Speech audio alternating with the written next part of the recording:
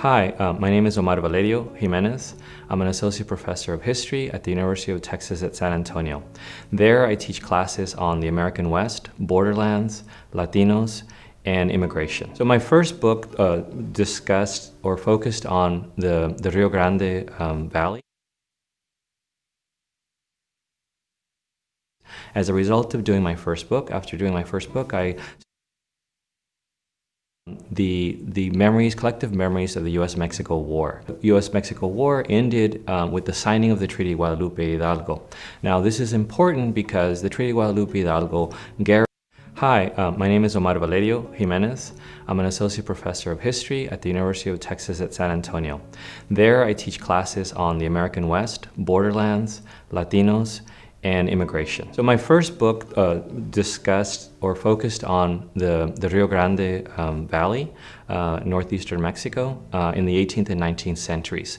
As a result of doing my first book, after doing my first book, I started getting interested in the collective memories of the U.S.-Mexico War. The U.S.-Mexico War ended with the signing of the Treaty of Guadalupe Hidalgo.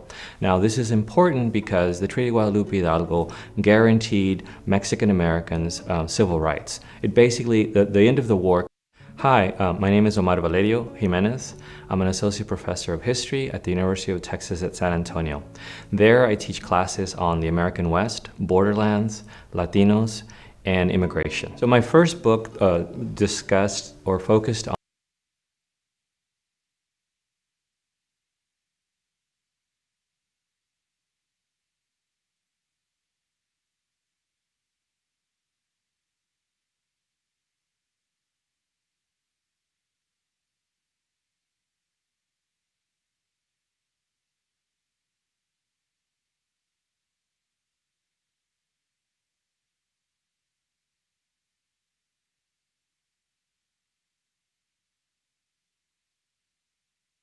Hi, my name is Omar Valerio Jimenez.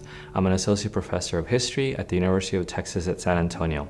There, I teach classes on the American West, borderlands, Latinos, and immigration. So my first book discussed or focused on the Rio Grande.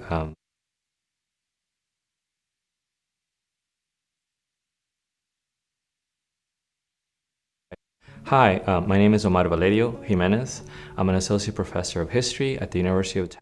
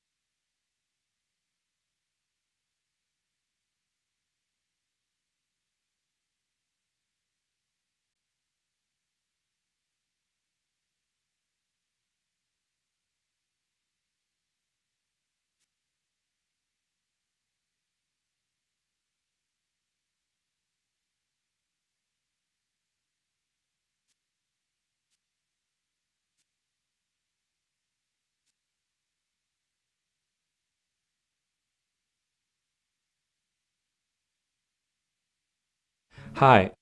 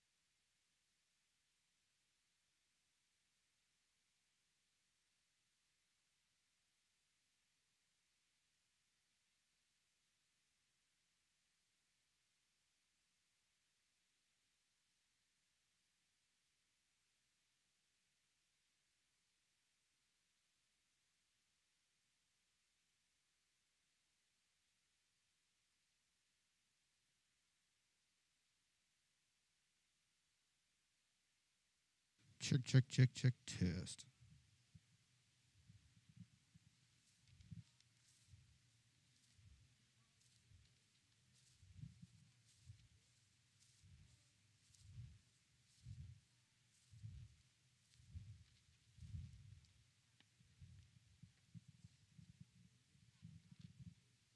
Can I get you to talk into this so I can kind of Test it? Yeah. Testing? So Is it on? let me go up. Oh, you want me to go over there? Yeah, okay. Good stand here. Oh, she's already there. They won't even Yeah. see it.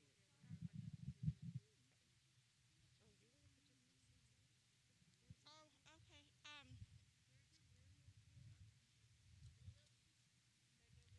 okay. I'm sorry. Testing? Testing? Testing? Good evening from Mission Marquee. We're good? Okay.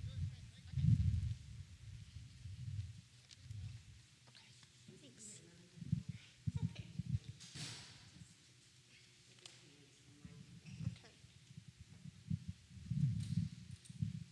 There you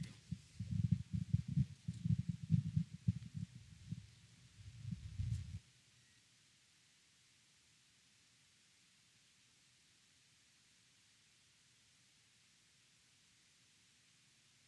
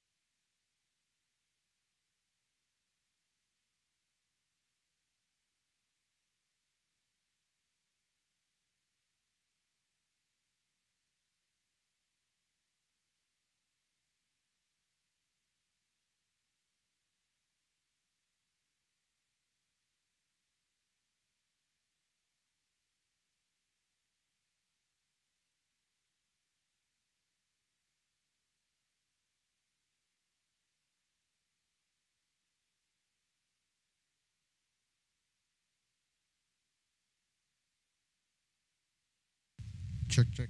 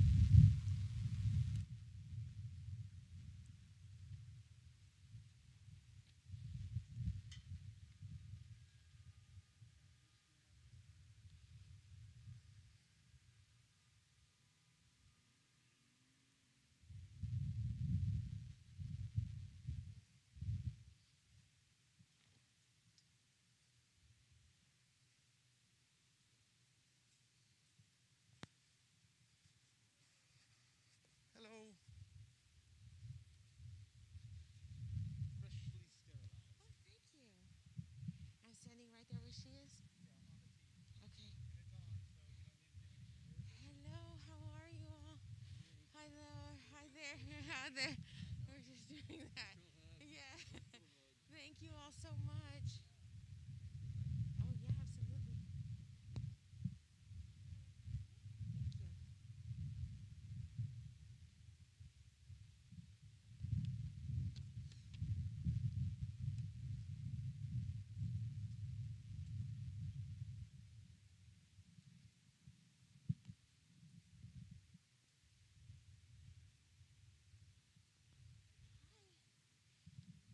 Can I get your last name, the pronunciation of your name? Sarah? Zenaiva. Okay, I've got it. Hi. Hi. I'm going to take off my mask to talk. That's okay.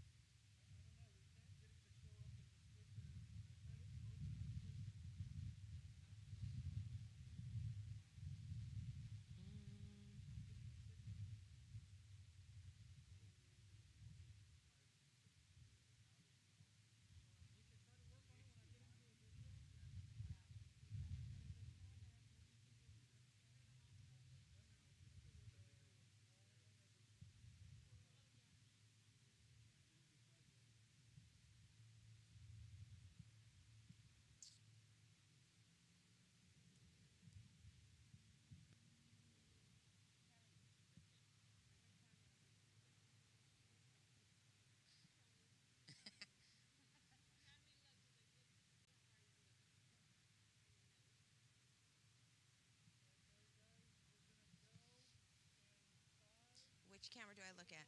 Straight ahead?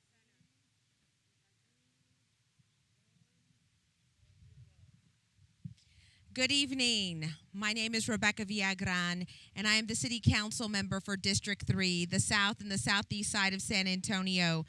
Thank you so much for watching and joining us online as Mission Marquee Plaza continues to celebrate Hispanic Heritage Month here in District 3 for all of San Antonio. We're live streaming directly from our Mission Marquee Plaza, the old Mission Drive-In, here off of Roosevelt. And we're so glad that you can be here with us.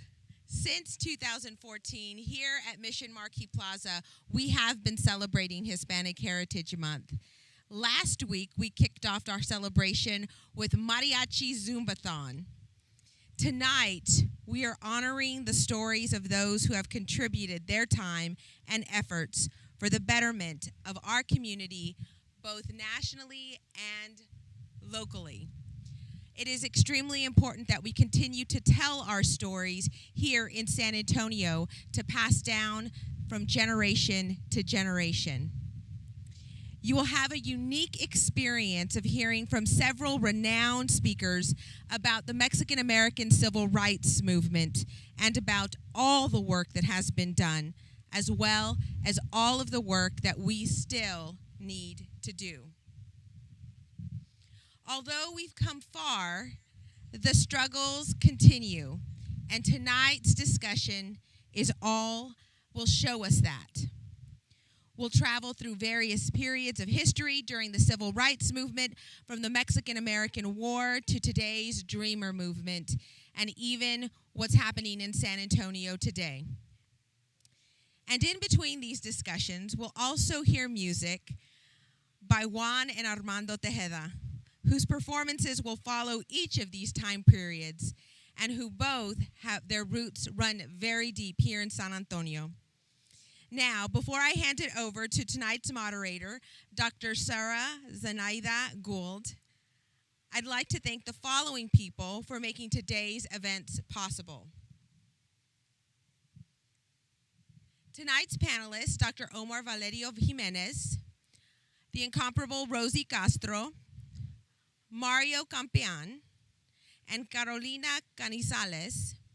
Of course, Dr. Sarah Zenaida Gould, Juan and Armando Tejeda, Sam Lerma and Screenville Films, my fantastic District 3 team, and lastly, I would like to thank the World Heritage Office for organizing and hosting this event tonight and all of the work that they've been doing to continue to tell our story here in this community.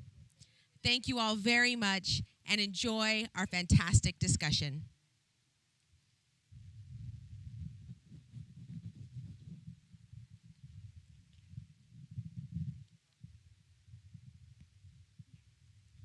Thank you so much, Councilwoman. It's wonderful to be with you here tonight as we continue to pay respect to the contributions of American Latinos during Hispanic Heritage Month. My name is Sarah Zenaida Gould. I'm the Interim Executive Director of the Mexican American Civil Rights Institute, or MACRI, which is a national organization dedicated to chronicling and advancing the Mexican American community's civil rights efforts in the United States. We're very happy to have been invited to participate in tonight's event, and if you'd like to learn more about MACRI, please visit our website at somosmacri.org. Tonight, we've come together to reflect upon different aspects of a long history of struggles for civil rights in the Mexican American community. First, we'll hear from historian Dr. Omar Valerio Jimenez, who will give us an overview of early Mexican American civil rights efforts that date back to the 19th century.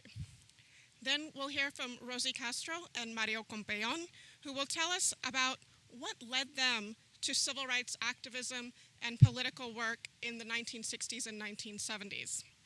Finally, we'll hear from Carolina Canizales, who will speak about her life and work connected to protecting the rights of migrants. In between each speaker, of course, we will be enjoying live music by Juan and Armando Tejeda. I also want to invite you to send in your questions. Just go to the chat feature in Facebook in the comments of this live stream and drop your questions there, and we'll be answering at the end. Thank you. Hi, my name is Omar Valerio Jimenez. I'm an associate professor of history at the University of Texas at San Antonio. There, I teach classes on the American West, borderlands, Latinos, and immigration. So my first book discussed or focused on the Rio Grande Valley, northeastern Mexico, in the 18th and 19th centuries. As a result of doing my first book, after doing my first book, I started getting interested in the memories, collective memories of the U.S.-Mexico War. The U.S.-Mexico War ended with the signing of the Treaty of Guadalupe Hidalgo. Now, this is important because the Treaty of Guadalupe Hidalgo guaranteed Mexican Americans civil rights. It basically, the end of the war created the nation's first Mexican Americans, the nation's first Latinos. And the treaty promised the people living in the annexed lands, living in the land from California through Arizona, New Mexico, and Texas, promised them citizenship rights, full citizenship rights as U.S. citizens. And by doing so, it also legally made Mexican Americans white. And so Mexican Americans have the distinction of being the first of what today we would call people of color who were actually legally considered white when they were incorporated into the United States. And the Treaty of Guadalupe Hidalgo is very significant because it provided for guarantees. It guaranteed that Mexican Americans would be that they would be given property rights, they would be given voting rights, all rights to assemble, religious rights, all the rights that other U.S. citizens would have. But unfortunately, the Treaty of Guadalupe Hidalgo was not honored. And so you have in the 19th century, in the mid-19th century, the beginning of what I would call the beginning of a Mexican-American civil rights struggle. Because as people in California, people in New Mexico and Texas, Mexican Americans realized that they weren't being their property rights weren't being respected, that they were being prevented from voting, they were being prevented from running for office, they were being criminalized and incarcerated. They realized that they weren't being treated equally, they weren't being treated as other U.S. citizens, and so they started basically protesting and writing about their experiences. So one of the things that you can look at in the 19th century, for example, is you can look at the writings of the Californios in California, the elite Californios like Mariano Vallejo, like Maria Amparo Ruiz de Burton, who wrote about how Californios were experiencing the conquest, the U.S. conquest. And what she wrote about and what Mariano Guadalupe Hidalgo, Vallejo talked about was how they lost property. And they lost property in the courts, and they lost property to squatters. So, and there was also a series of journalists throughout the U.S. Southwest, from New Mexico to some places, some in Texas, but also in California. There's a very famous newspaper called El Clamor Público, published in Los Angeles, that didn't exist for very long, but it was edited by a very young editor. I think he was like 18 years old, and he was an incredible man who basically started describing some of the outrages that occurred after the U.S.-Mexico War. One of the things that occurred was that there was an increase in anti-Mexican violence. So the U.S.-Mexico War concludes right before the gold rush, and as people are starting to stream in California during the gold rush, there's a lot of tension between different groups of miners, between Anglo-American miners or European-American miners and Chileans. There was a group of Chilean miners that came from Chile, as well as Mexicans from Sonora, as well as Mexican-Americans who lived in California, or the Californios. And that created all sorts of tension, and in many ways Mexican-Americans were driven from the mines, and this leads to various types of protest, but newspapers like El Clamor Público take up the cause and say, we need the United States government to honor the treaty, and it also encouraged Mexican Americans to vote, to get involved, and to organize. So there's similar papers in New Mexico as well. And what you see then is if you look at these newspapers and you look at what the journalists are doing, it's not unlike what sort of Spanish language media is doing today, which is encouraging the community, their community of readers to get involved in civic action. Just like they did, most recently with the immigration protest, within the last 10 years. So even before the U.S.-Mexican War, you have the example of Juan Seguin. So Juan Seguin is living in San Antonio, and he and his family befriend Moses Austin and Stephen F. Austin, and they help the Austins adapt to Mexican Texas, right? So this is, the Austins arrive, actually, I think a little bit before Mexico declares its independence, but once Mexico declares its independence, they're living in Texas, and the Austins learned to speak Spanish by associating themselves with the Seguins. And Juan Seguin also ends up supporting the Texas secessionist struggle, the struggle to establish the Republic of Texas in 1835-36. And he participates in that, he supports it, he fights on behalf of the Texas rebels, including at the Battle of San Jacinto. And then afterwards, there are, by the 1840s, he is elected mayor of San Antonio. And as mayor of San Antonio, he is approached by some Mexican Americans who are living or Tejanos who are living in San Antonio and who are being attacked by vigilantes and squatters. And as a result, he tries to intervene as mayor, as the official, of the city, the highest official of the city. And when he does so, he angers these vigilantes and squatters. They're Anglo-American vigilantes. And these vigilantes issue death threats against him. And as the sitting mayor of San Antonio, he is forced to flee. And he flees to Mexico. And the city of San Antonio would not have another mayor of Mexican descent or an ethnic Mexican mayor until the 1980s with the election of Henry Cisneros. So a period of 140 years occurs before another mayor is elected that is of Mexican ancestry. And I think that's significant, and it tells you a little bit about the type of anti-Mexican feeling that the Texas Revolution and then later the U.S.-Mexican War is going to produce. Partly because it's very common for people to assume that because a certain group is of a certain heritage, they're going to support the nation that was involved in a war with the U.S. So when Texas, when the Texas rebels launched their revolution, they were launching it against Mexico, and so they believed that the Mexicans who were living in San Antonio and other places in Texas supported the Mexican government, which was not the case. Most Tejanos at the time tried to remain neutral. Seguin was one who didn't, right? He actually supported the rebels, and despite his loyalty, he was still chased out of Texas. He had to flee for his life, and so. The same thing occurs after the U.S.-Mexican War. There's an increase in anti-Mexican violence, but then this occurs not just in Texas, but throughout the U.S. Southwest.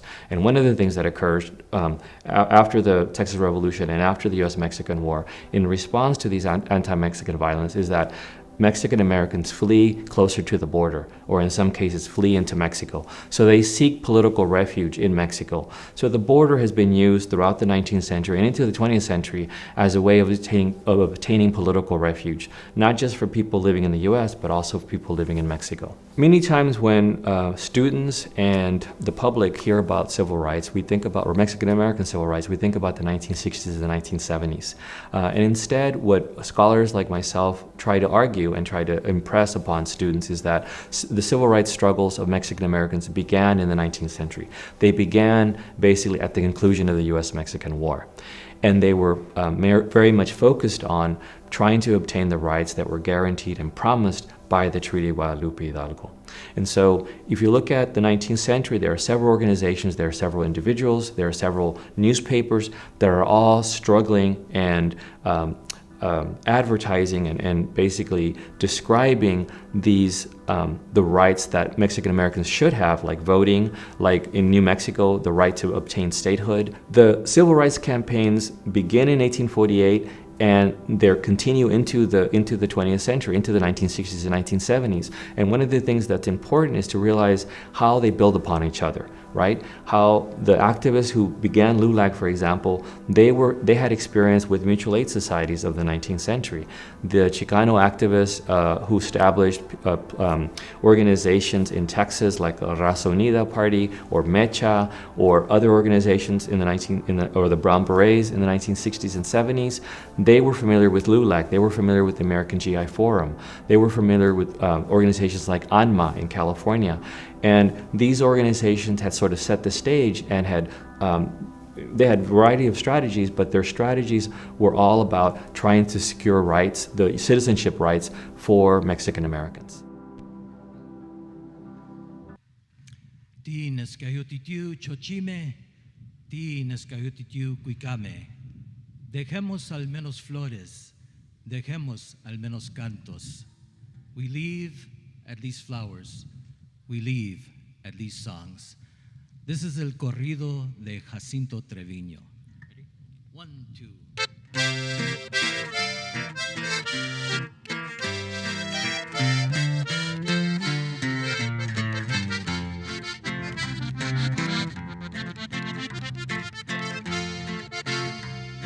Ya con estaban 3 veces que se ha visto lo bonito.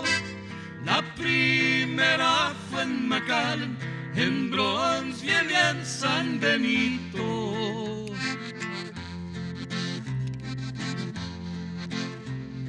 Y en la cantina de Beja se agarraron a balazos.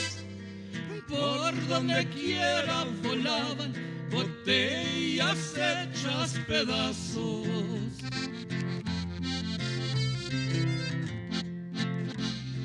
Esa cantina de Beja al momento quedó sola, más Jacinto Treviño de carabina y pistola. ¡Échale!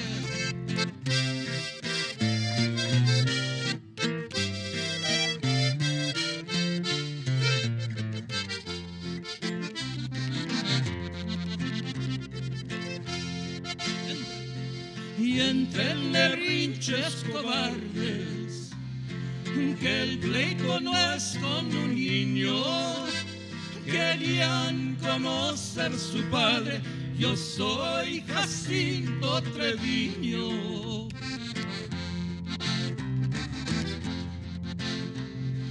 Decía el sherife mayor, como era un americano, ay, que Jacinto tan hombre no niega ser mexicano.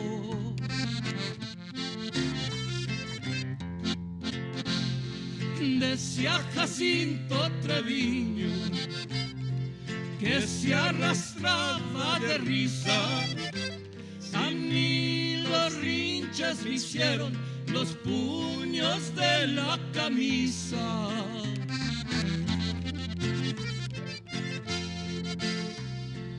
Ya con esta me despido, aquí en presencia de todos. Si me quieren conocer, los espero en Matamoros. Dale, va.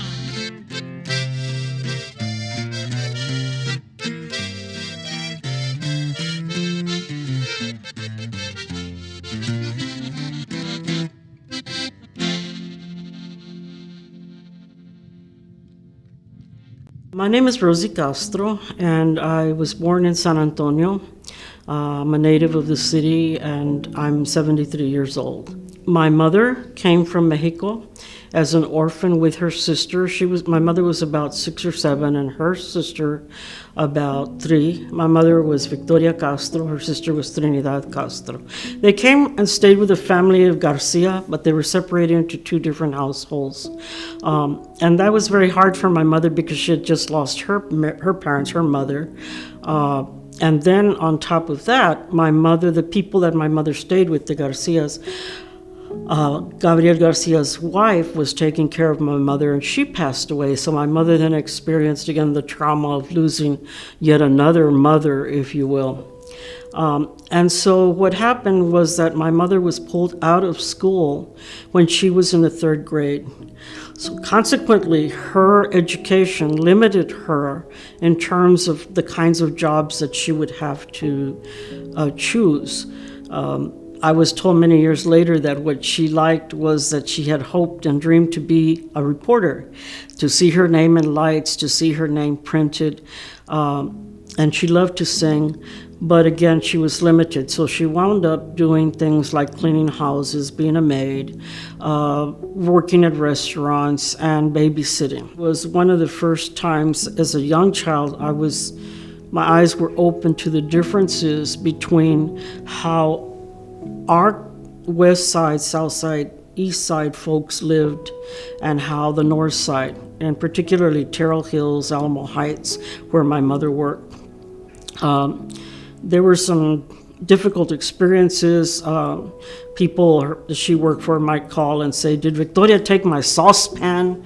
My mother was like, never would have taken anything. But yet there was that idea that, she might take something.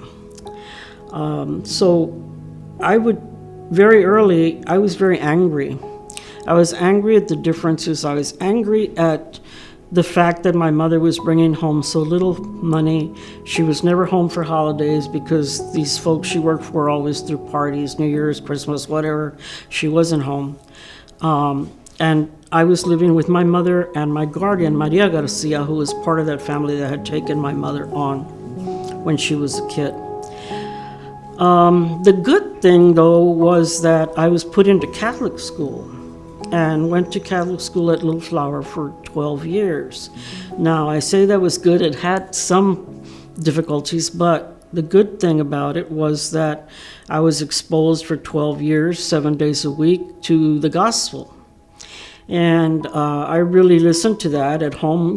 Was fairly traditional, religious, Catholic. We prayed the rosary, but the gospel spoke to me in terms of things like justice, and the references to St. Joseph being a just man, the references to Jesus being angry. So I felt at a very early age that there was something wrong with a society that saw some people as children of God and others as less than that.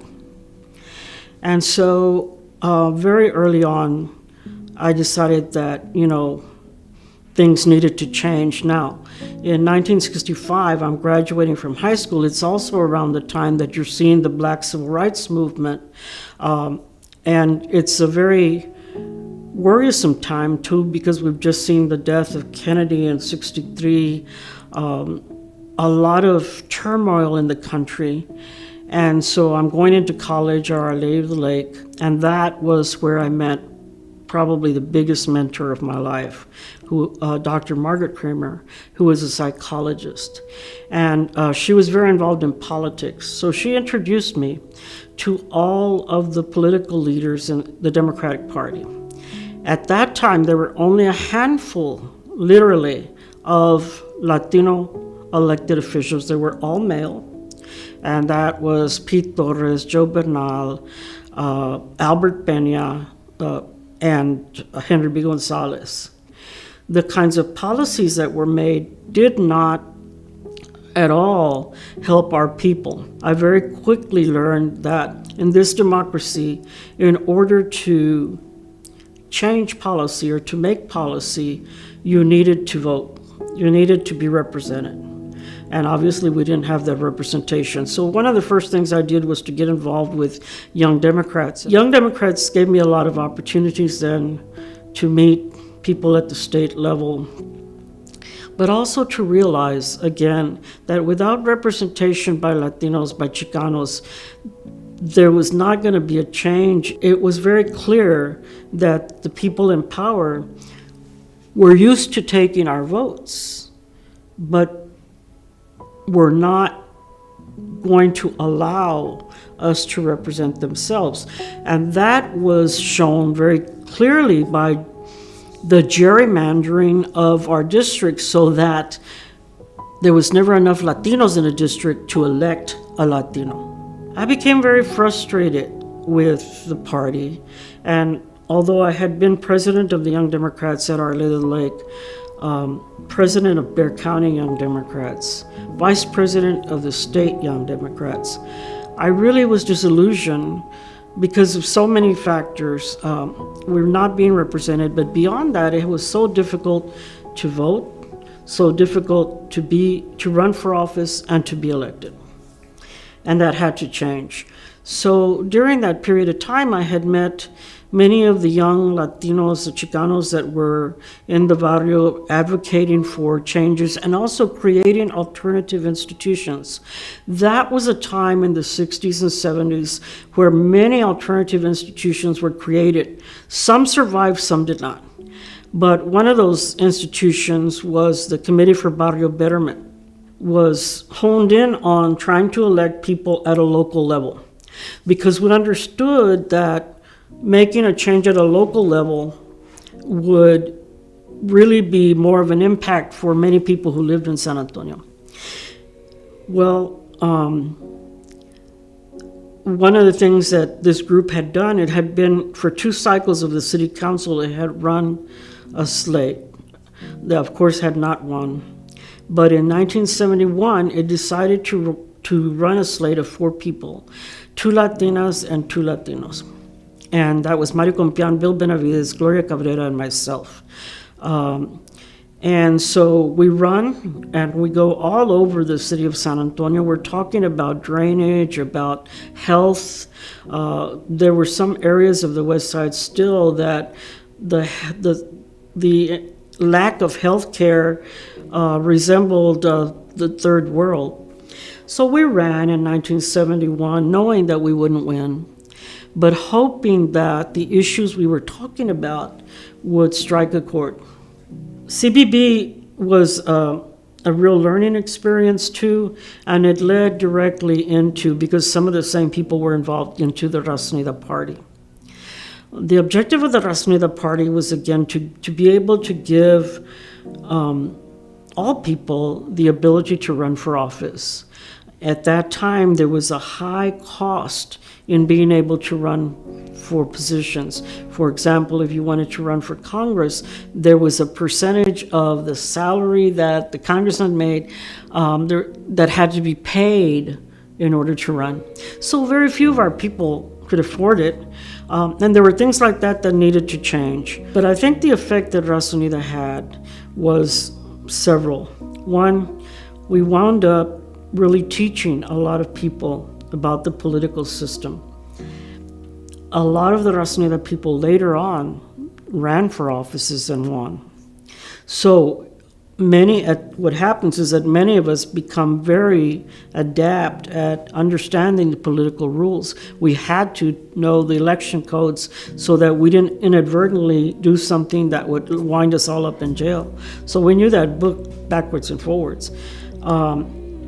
And I think it had the effect long-term in Texas of slowly beginning to break into that iron fist that the conservative Democrats had in Texas. And to this day, one of the things that I see now that makes me feel so good about things, as bad as things have been, not just with the pandemic, but with the racism, with the police brutality, once again you see, as always, the young people rise up and take the leadership. People are trying to make this country better.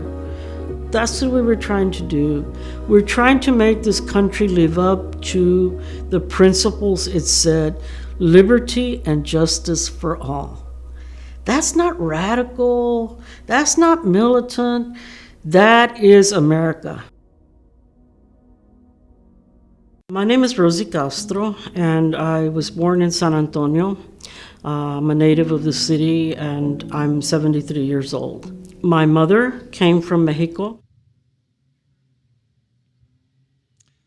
Okay, this is a canción del movimiento chicano from the 60s and 1970s. This is Yo soy tu hermano, yo soy chicano. 1, 2.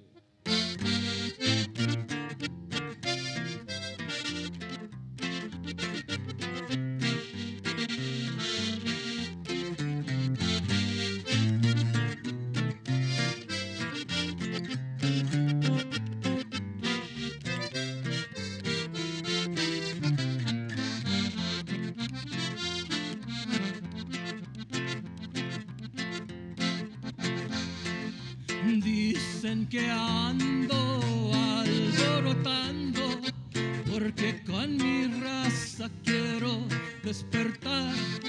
Tanta injusticia me está rodeando, ya no me aguanto, yo quiero pelear. Yo soy tu hermano, yo soy chicano, dame tu mano, vamos a volar.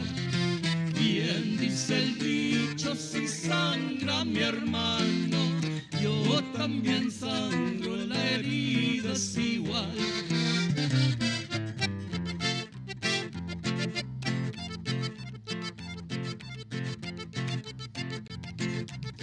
Roban las tierras, roban trabajos, mataron mi hermano allá en Vietnam. Perdón le pido a la guadalupana, tanta injusticia me hicieron pelear. Yo soy tu hermano, yo soy chicano, dame tu mano, vamos a volar. Bien dice el dicho, si sangra mi hermano, yo también sangro, la herida es igual.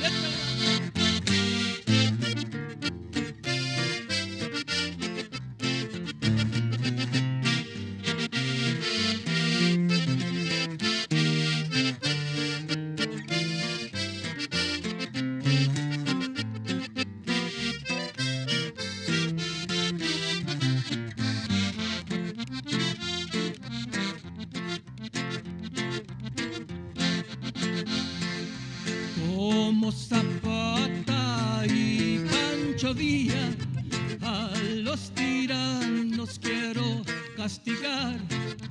Hambre, pobreza me están matando, ya no me aguanto, yo quiero pelear. Yo soy tu hermana, yo soy chicana, dame tu mano, vamos a volar. Bien dice el dicho, si sangra mi hermana, yo también sangro, la herida es igual.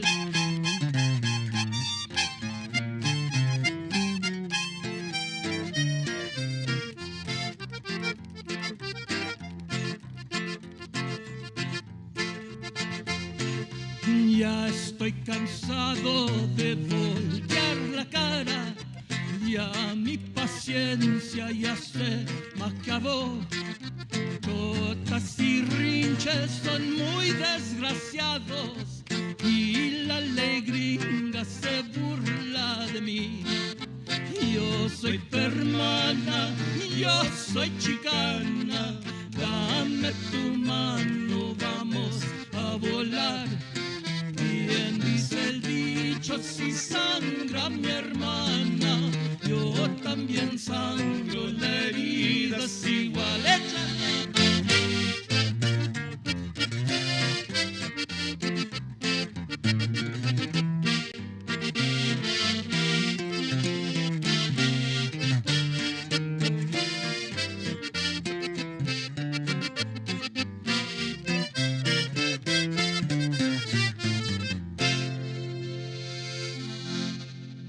My name is Mario Compian. I wasn't born in San Antonio, but I grew up here in San Antonio and the west side, primarily the Edgewood district, far west side at that time when I was a kid. And in the fields of several states, Texas and others outside of Texas, as a migrant farm worker. So my background is from a working class family. That's a large one. I say I have 11 siblings that survived to adulthood. And so my perspective of what I've been doing all these years, starts with that part of my life. The reason or the factors that led to my involvement or my early childhood, my life growing up in extreme poverty, that first began with the need to try to help my family get ahead. Since we were so large and so poor, And then it didn't take long to realize that there were others around us in the same conditions in our barrio where I grew up, in the fields where I worked. So that's the kind of beginning that I've had into slowly moving into the stage that we call the Chicano movement in the latter part of the 1960s. Then in my high school, the Edgewood High School years, I had some experiences that placed me face to face with what we later talked about in our activism, racism, racial discrimination, the quality of education, those kinds of things I experienced in firsthand while in class attending school at Edgewood High School. So those experiences, of course, added to my motivation. And then, of course, that reinforced early on, since the 7th grade, I had decided that I wanted to go to college. So my high school experience reinforced that. And after I graduated from high school, I didn't go straight to college because, first of all, we didn't have any the financial situation of my family it just wouldn't allow it. And secondly, it's because I got sick. So I was sidelined almost 4 years with tuberculosis. Then by the time I got out of there, a couple of years in the workforce, and that's when you see the beginning of the programs of the war on poverty. I was fortunate to get a job in one of those first programs here as a teacher aide in a program working with migrant farm workers. And it was like an adult basic program. The students were adults, head of households, both men and women, and get a basic educational foundation so that they could apply for jobs and have more opportunity in the workforce other than migrant farm work. By that time, there was a lot of activity in San Antonio. I'm talking right there at about 1965 and 1966. And because of the environment where I was at, I was alerted to the fact that there were financial aid programs where I could go to college, that I could use to go to college. So that led to my enrollment at St. Mary's University in 1966, September. My first semester at St. Mary's is when I met Jose Angel Gutierrez. And then we began to talk about what was going on in the community. And he specifically brought up the question of organizing a group and had some ideas. So we had a long discussions. We met in a social setting. So we had a long discussion, one and then another, and then the next thing I know is I'm involved in the activity for farm workers. At that time, you may recall about the history of Texas activity around organizing the farm workers. There had been a wildcat struck in the valley in Stark County, and there was a lot of support groups that organized here. So I participated in some of those activities, and that's where through that activity I met Willie Velasquez. So there, in a short period of 6 months, I'm in touch with Jose Angel Gutierrez and Willie Velasquez. So that by the spring of '67, the five of us, in addition to Gutierrez and Willie, we had Juan Patlan, the late Juan Patlan of the Mexican-American Unity Council, had Ignacio Perez. There was another person that joined us at some of those meetings, discussions. That's Ernesto Cortez, who later went on to organize the COPS organization. So we had a series of long discussions about forming groups to be a group, I should say, to organize in the community, in the Mexican-American community, focused on empowerment of that community, changing the living conditions. To make it short, by the time we finished with that discussion, we had a name as a group, the Mexican-American Youth Organization. And by July 4th of 1967, we went out to do our first action as a group, as Mayo. We is, again, Jose Angel Gutierrez, Ignacio Perez, and myself. We had a picket in front of the Alamo on July 4th, 1967. and just raising questions with the scientists, asking things like, what about La Raza? What about freedom for La Raza? So on. So that's the first real action that I can recall that we did as a Mayo group. To further go, rapidly move over, we know that in the next 2 years, by all of the latter half of 67, all of 68, we basically spent introducing Mayo to other groups in the community. And then by early 69, then we were already grown. We had grown quite a bit, statewide group. 69, I left St. Mary's in January to run for city council. And I began, I went from a college student to full-time activist. So I left college. I didn't finish my degree at that time.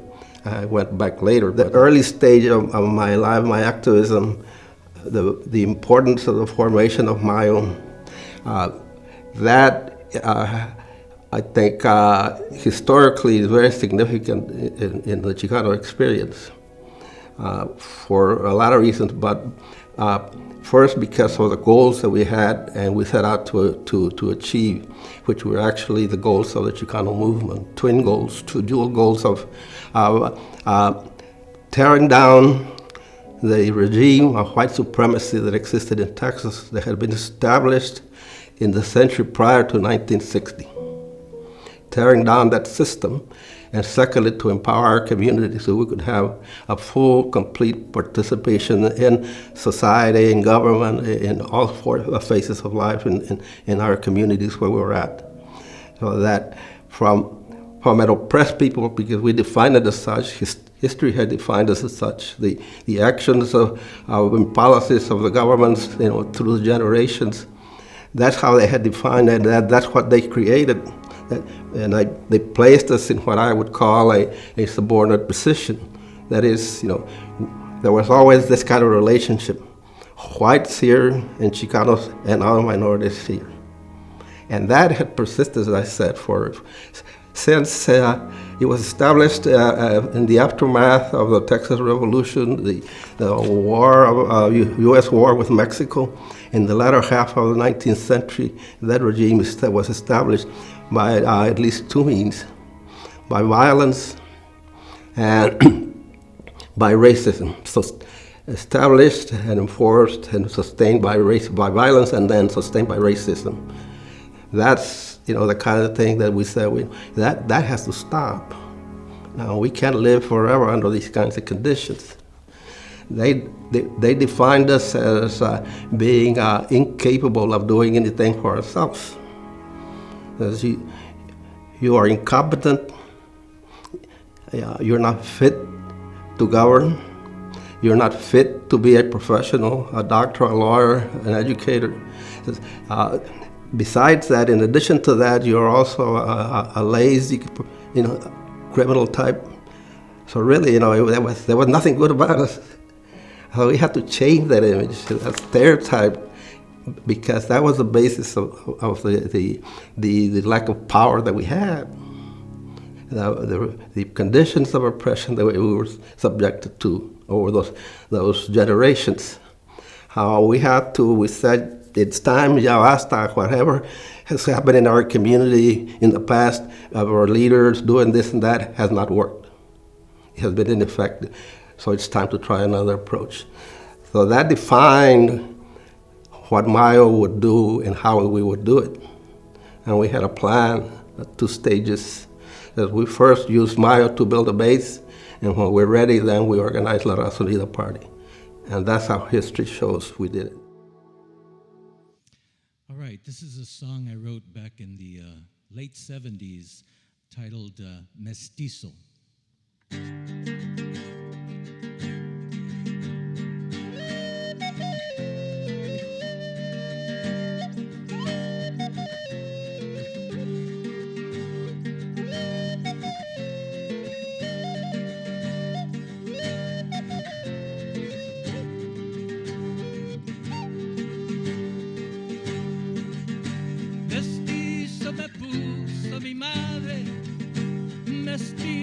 voy a vivir, mestizo me puso mi padre, mestizo voy a morir, mestizo voy a morir.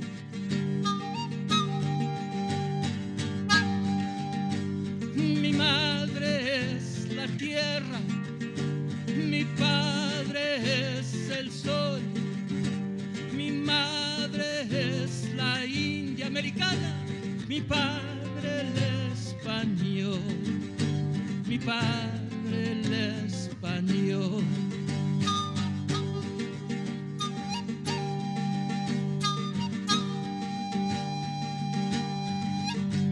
Nací en el barrio chicano, del pueblo chicano soy, mestizo me pusieron mis padres y puro chicano soy, y pura chicana soy, y puro mestizo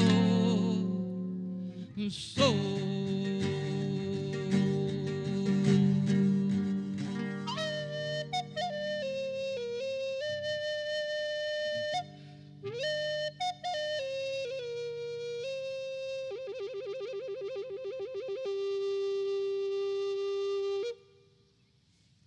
Hi, my name is Carolina Canizales.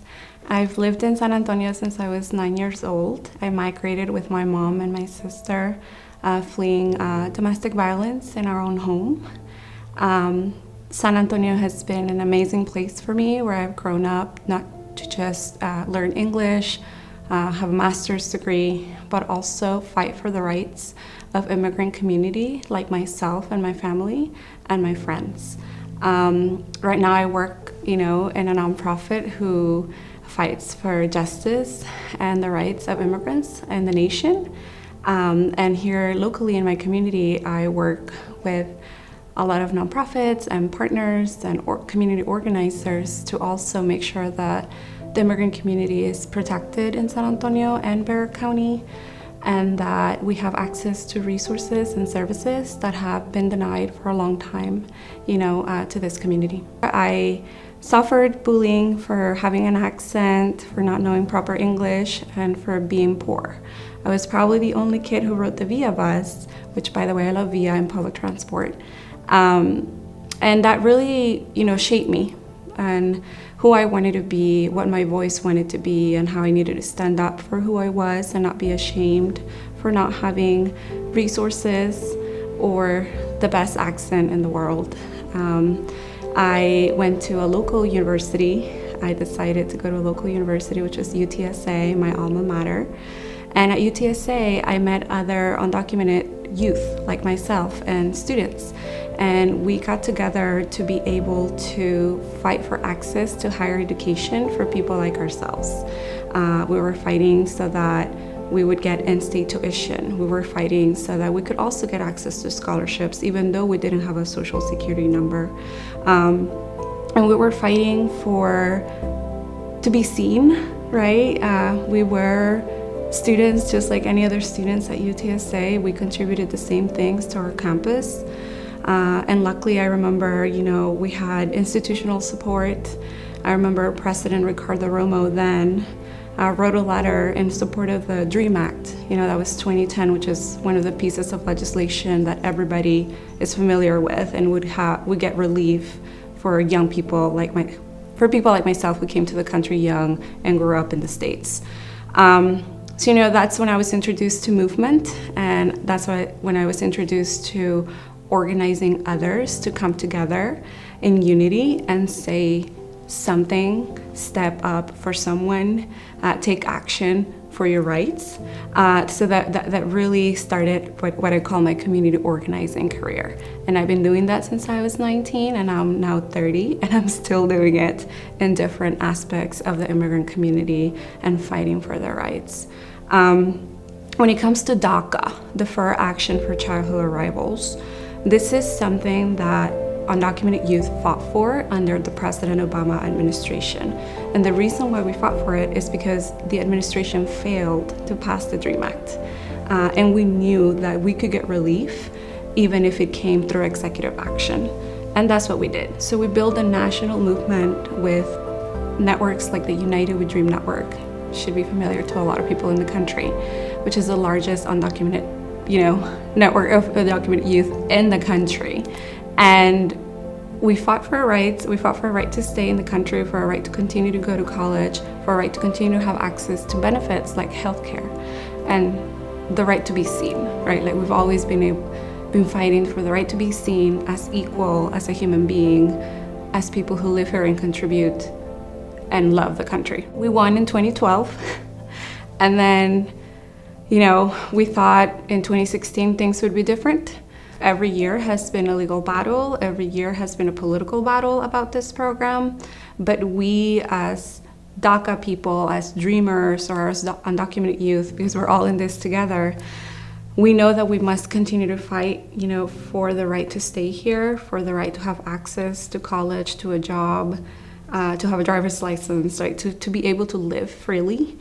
But I think at the end of the day, you have more than 1.2 million people that benefit from the program or could potentially benefit from the program. You have 11 million families that have DACA within their families or know someone with DACA. And I think people power at the end is stronger, right, than politics or racism or whatever comes at us. And I know that whatever happens in November, we're going to keep fighting for our rights. We're going to keep fighting for programs like DACA. We're going to keep fighting for a relief for everyone, hopefully a path to citizenship for everybody, not just DACA, but people like my mom who's undocumented, people like my family and friends. And I think for this November, if there's an important message I want to give community, is that for those of you that can vote, you should go out and vote, right? There's millions of people like myself that cannot vote, and we wish we could, so that we can make our voices heard in this, within the electoral system. But that's an opportunity that has been denied for us for a long time. So, if you can vote and support immigrant rights, please go vote. Vote early if you can, especially with this pandemic. So that would be one of my messages for folks. So I know a lot of folks want legal immigration, right? That's always been the argument of people who oppose immigrants or the immigrant rights movement. When I came with my family, we didn't really have a choice to think about how we wanted to escape and what applications we needed to file to escape. We were fleeing violence, like a situation of violence, meaning that if we stayed there, our life was in danger.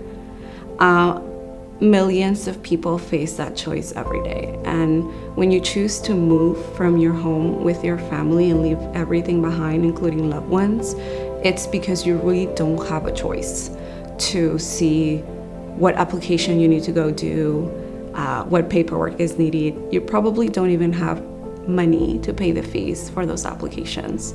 So when it's about human life, people are going to make choices to save their lives. And those choices shouldn't be framed within a legal or not legal, sort of world, because it's humanitarian. It's a humanitarian reason. If you want to try to migrate the legal way, because of our really flawed immigration laws in this country, the wait time is probably 20 to 25 years to get in line, which is an argument that we hear a lot. People don't have 20 to 25 years to wait, especially when their life is at risk. And people are going to do whatever to survive. And one of those things is to migrate and look for better opportunities in other places that are not home, right? Unfortunately, because home is not providing opportunity or safety for you, and that's why you move. And I feel like I invite those folks to really listen to the stories of people who have migrated for different reasons, people who have tried to do it the legal way who still can't get here because it's been 20 to 25 years, people who had to flee violence like myself, people who had to flee climate crisis because they lost everything and there was no way for them to continue life, where they were born. And I feel like everyone has also an immigrant story in this country, so I also invite them to reflect about how their family came to this country as well. I'm sure they came through Ellis Island, right? I'm sure they have an immigration story in their family, and I invite them to ask their family members, why was there a choice to move?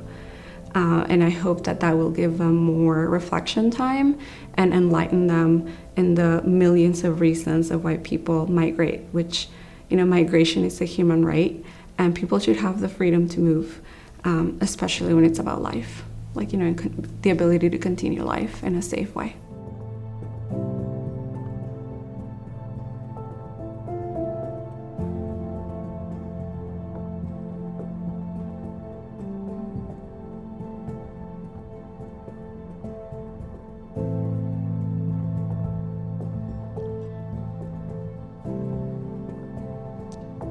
We're going to close it off tonight with a song I wrote for my daughter, Zitlali Aztlán Libre. It's called A Father's Canto, and it's on our CD that we just released called Raíz Chicanx, Juana y Armando Tejeda.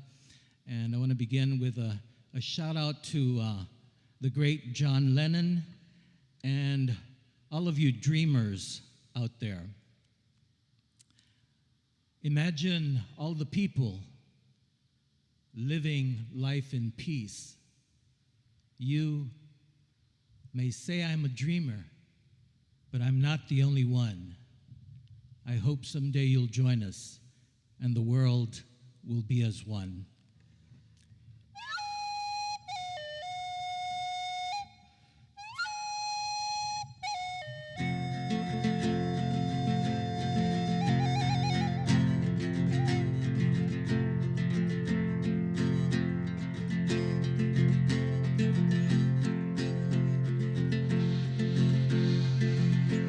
Zitlali Aztlán Libre, estrita que nos dio su santa luz.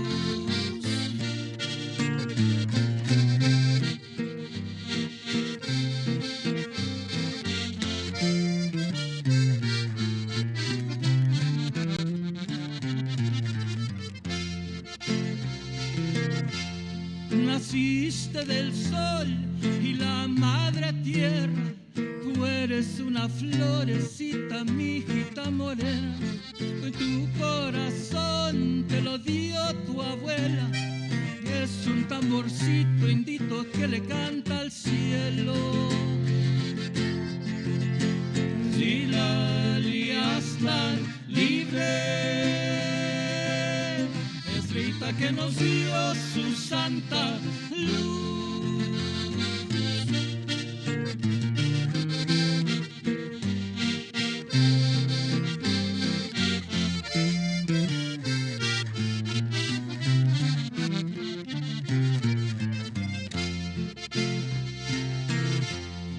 Y tus ojos negros de luna llena abrieron mi alma entera con luz y nueva esperanza de un pueblo libre que es justo y bueno, donde toda la raza humana vive en armonía y paz.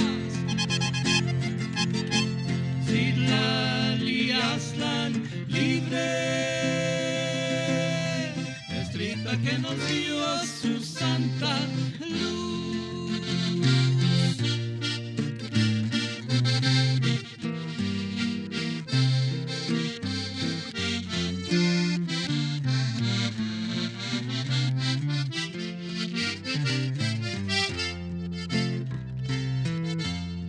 Y tus ojos negros de luna llena abrieron mi alma entera con luz y nueva esperanza de un pueblo libre que es justo y bueno, donde toda la raza humana vive en armonía y paz. Zitlali Aztlán Libre, estrella que nos dio su santa luz.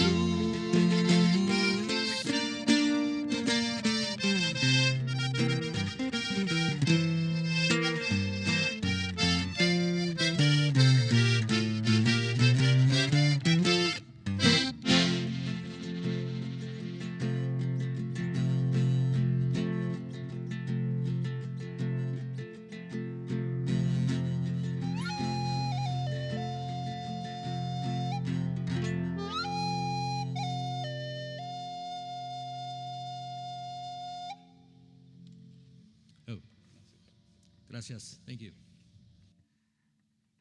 Juan and Armando Tejeda, thank you so much. Yes, thank you. On stage with me is Rosie Castro and Dr. Omar Valerio Jimenez. Joining us via Zoom is Mr. Mario Compellon. And let me make sure he can hear me. Mario, we're live. Technology is pretty fascinating. I don't know how all this works, but we do have a few questions. So I wanted to start chronologically with a question for Omar. You talked about early efforts, particularly after the Mexican War, and what I'm interested in is after the 19th century, we start to see an emergence of more organizations trying to uphold civil rights for Mexican Americans, organizations like LULAC. I'm wondering if you could speak a little about those types of organizations. Sure. I think it's really important to remember that LULAC began in Texas, right? Now it's a national organization, but it began in South Texas, and in the late 1920s. By the 1930s, they had emerged as an organization that then spread out throughout Texas and then into other states, southwestern states.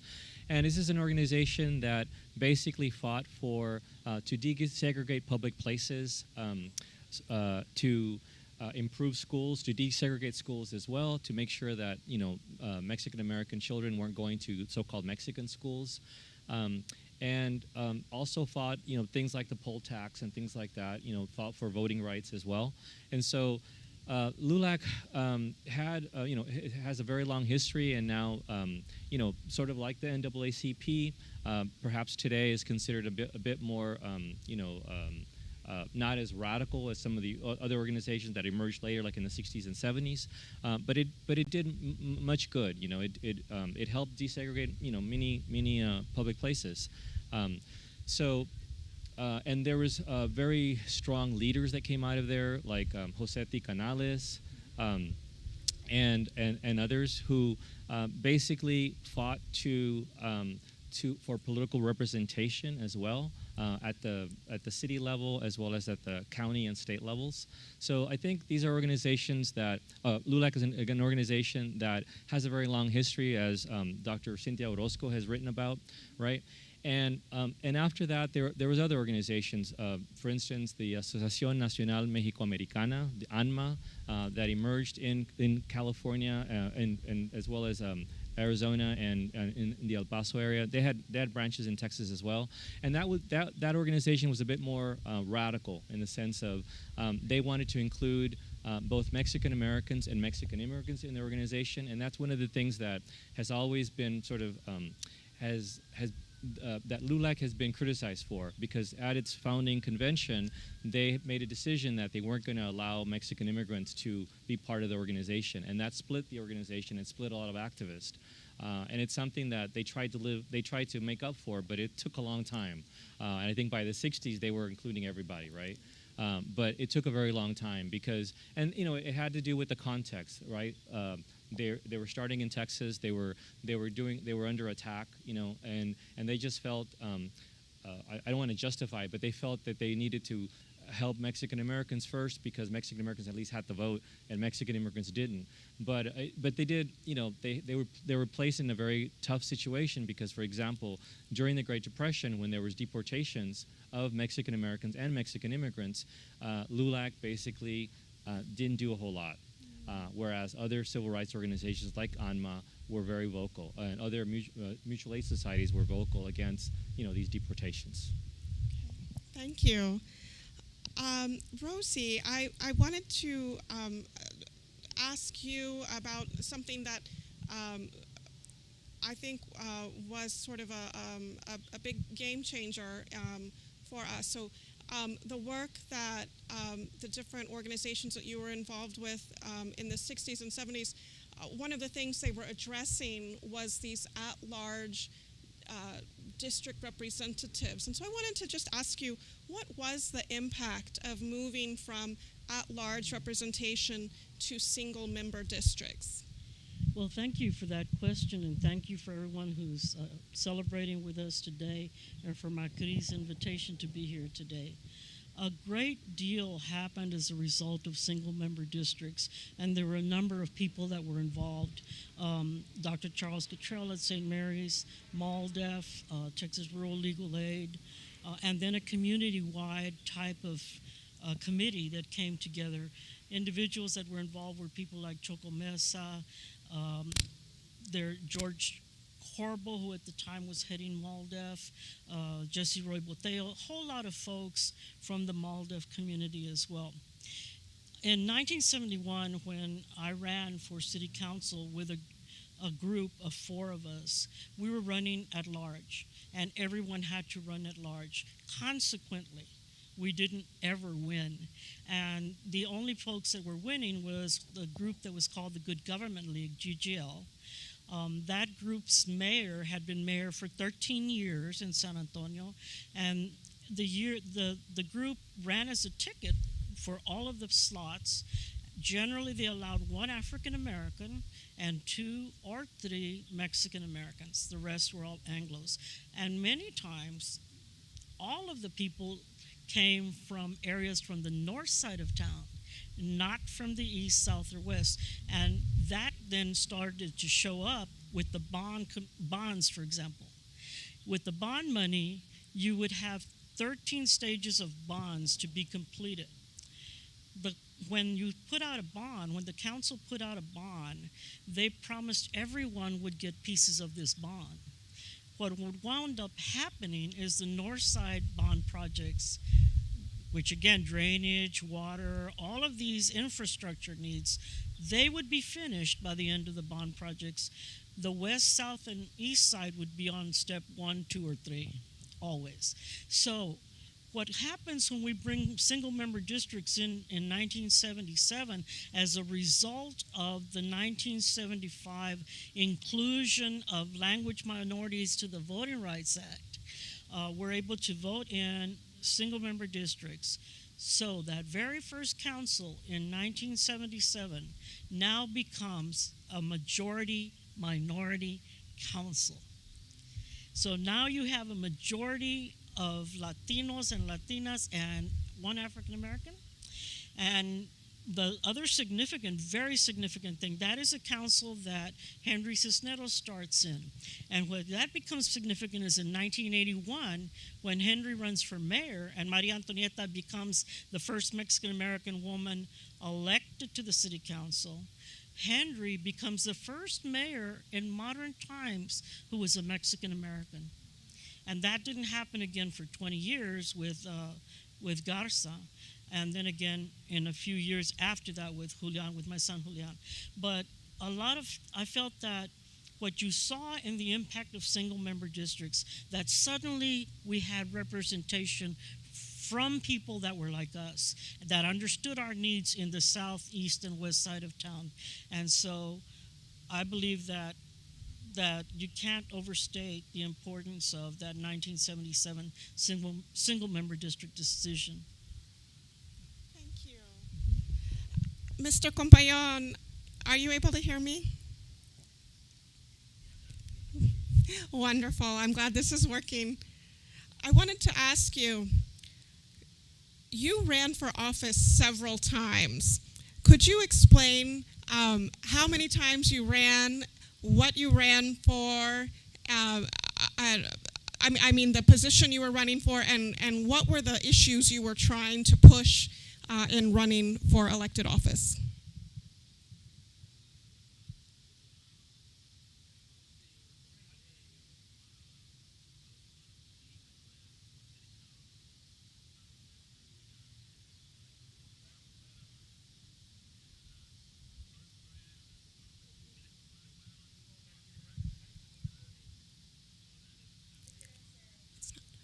I'm sorry, I think we're having technical difficulties. Okay, I'm going to, I'm sorry about that. I'm going to go to a one more question for Rosie, and then a question for everybody. Rosie, how did you instill interest in civic engagement in your children? One of the things, there's several things that I think you need to do to help your kids always be a responsible voter. And for me, one of the first things that I always took them to the polls. They helped outside the polls. I think by the time they were 3, they were helping pass out flyers outside each of the polls that we're working on. I also took them always inside to watch me vote. So they would come in with me, and that was allowed at the time. I think you can still do it, and watch what the voting process looked like. More important than that too is talking to the kids always about social issues. The kids, whether we think so or not, they see TV, they hear radio, they see all these social places now, spaces, and they know what's going on. I have a 5-year-old grandson who would tell you, when the COVID is over, these kids are sharp and they're listening, they're paying attention, and many times if you don't discuss things with them, they get the wrong idea about stuff. So I tried always with my sons to discuss and debate what the issues of the day might be, and I think that helped. It also helped that, we had a lot of friends that ran for office, so they were always exposed to people who were very involved in politics, as we were, and were always around folks that were battling around ideas. Of course, Mario and I had run together. Mario's one of my compadres. He baptized one of my sons. And then also, I think you have to support your kids if they decide to run in high school or junior high or wherever they might run for a school office or for something in a club. I think you have to encourage leadership within your children. And I just saw a study that was just finished about people who vote consistently. And what we've learned is that people who vote consistently have what is known as a community of voters. That is, their mother, their father, their grandparents, their cousins, their aunts, somebody in that family votes. And that way they continue that. What we learned about people who don't vote is that there's no one close to them that has ever set that community of voters up. Now, you could still do that by meeting people in work or some other places. But mainly, I think it's important for us to set up that community of voters from a very early age and always remind the kids that we have a responsibility as well as a right in this country to keep our democracy strong. Thank you. We have an audience question, and so I'm going to let both of you answer this, but we'll start with you, Omar. What grassroots organizations operating today do you think are effective in advocating for the civil rights of the Latinx community? Well, that's, I think any organization you would say that is trying to do something for Latinos today, whether it's immigrant rights. So, for instance, various organizations that are helping dreamers, to try to obtain support, like whether it's at universities or schools, high schools. I think those are important. I think immigrant rights organizations that are helping people like at the border that are being held at in these detention camps. But I would say join any organization. I don't think it's a question of which ones are better than others. A long time ago, I heard an interview of Dick Gregory, the African American civil rights figure and comedian, right? And he was asked, they were telling him, he said, some young people approached me and they said, oh, we don't want to join the NAACP. They're too conservative. And he said, you know what? You have more in common with the NAACP than you do with, say, a sports fan that that you go to a stadium and you're cheering this football team on or a basketball team, and you probably have more in common with other activists, even though there's some differences, right? He said so, and I always remember that because I think so today LULAC is still around. I think that's an organization that people can join. MALDEF, all these organizations. or even if there's a church organization or a religious organization that is affiliated that's trying to improve education and trying to improve like the Esperanza Center, all these Guadalupe Cultural Center, all these organizations, they're out there. So I don't think it's a question of which one's better. I think if there's one that you think that is convenient for you to join, I think go ahead and join it. At the university, we're part of faculty organizations, right? So whatever you can do, I think is good to try to encourage people to do. And I guess I would start with MALDEF. MALDEF has been so significant in our communities in winning educational types of court battles, redistricting, all of those things that have kept us from voting, they have challenged. And so MALDEF to me continues to be one of the most outstanding.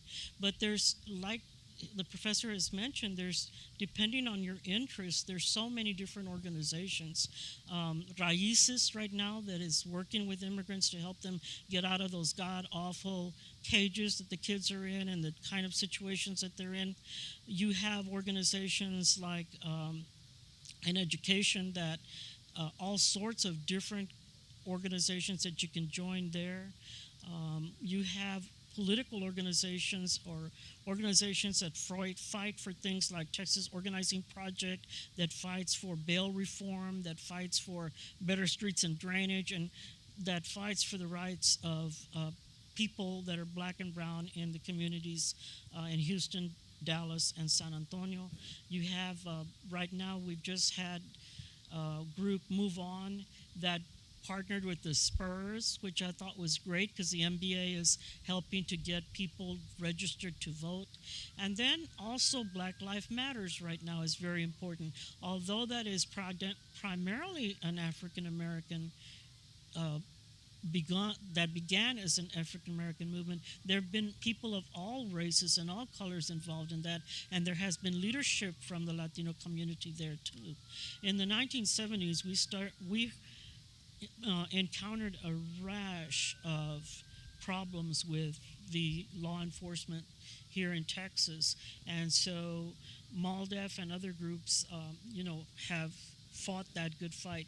But there's a whole bunch of organizations. In the arts, you have NALAC that is pushing for, that my son Joaquin has worked with, in pushing for more people, more Latinos in the Hollywood industry, in the publishing industry, because we need to see ourselves in a better light than Hollywood has often portrayed us.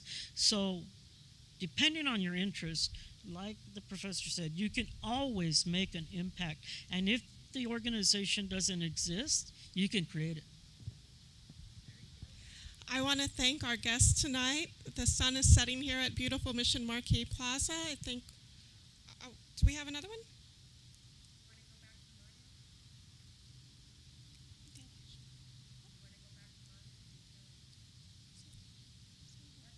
Okay, I'm so sorry. I'm not following directions very well. We want to thank you for joining us, and I want to thank our guests tonight. I especially want to thank Councilwoman Villagran and the World Heritage Office for putting tonight's event together. I hope you have a wonderful night. Stay safe, wear a mask, and don't forget to vote. Oh, we have a question. Okay. I'm sorry, I'm not seeing it. Oh, it's from YouTube, I'm sorry.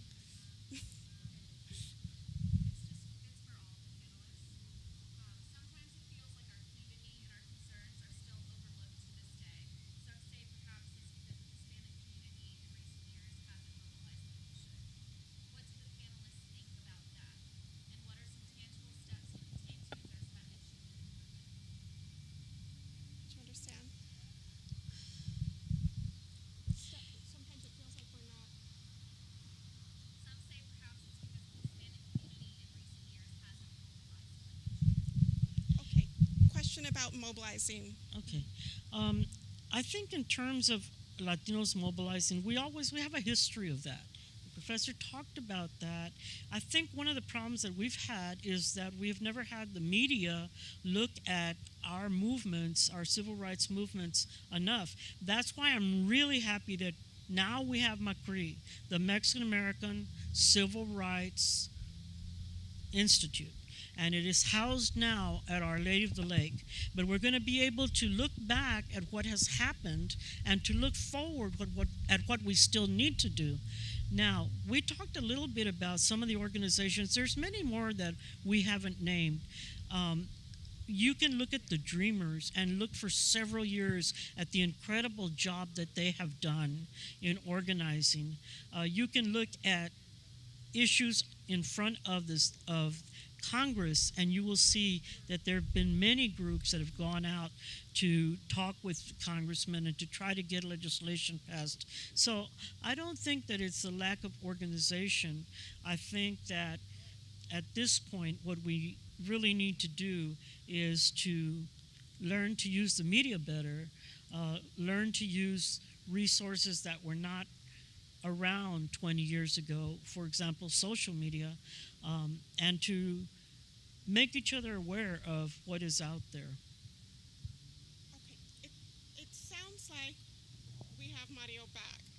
So Mario, there's a question about how to mobilize Mexican Americans. What do you think?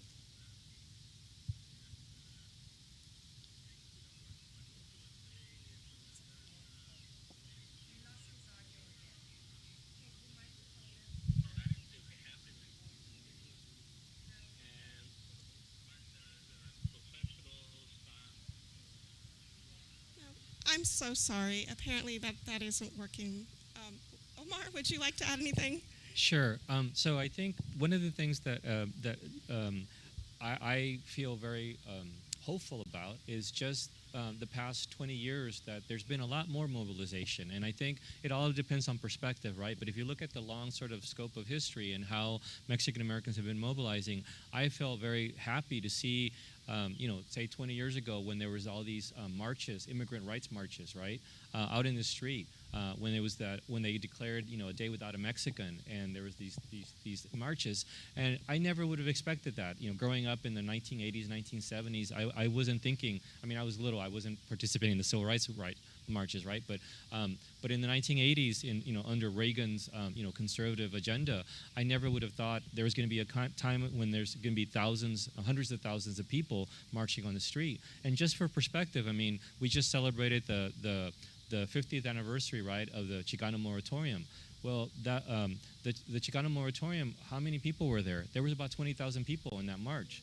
Well, we had a lot more, right, in these immigrant rights marches. And then now with Black Lives Matter, there's been a lot more people of color in general, Latinos of all different ancestries, marching and pressing for their rights. So I'm very hopeful, and I'm also hopeful when I meet students and I talk to students and I tell them about, we talk about history and we say, look, your ancestors, the people who came before us, they were facing much bigger odds. I mean, my co-panelists here, they were facing much bigger odds when they were out there trying to make changes. Today, with social media, with the fact that there's many more organizations involved, I think, our generation or the generation that's coming up now, we have a lot more resources to draw upon. And I think it's just to try to learn from our history and learn that we have, we've come a long way. There's still a lot more to go, right? But backstage, we were talking about how now that there's Mexican American studies that being able to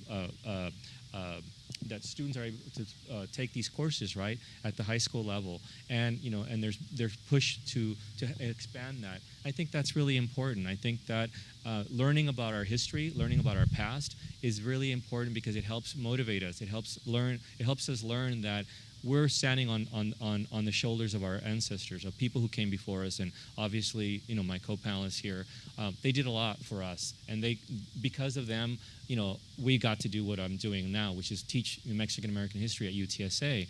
I never would have imagined doing that, when I was growing up. Wonderful, yes. And what Omar was saying just reminded me, next year is the 25th anniversary of the Latino March on Washington, which I attended as a sophomore in college. And so maybe it is time for another one of those post-pandemic. Okay. So I do think that that wraps it up for tonight. Thank you again for joining us.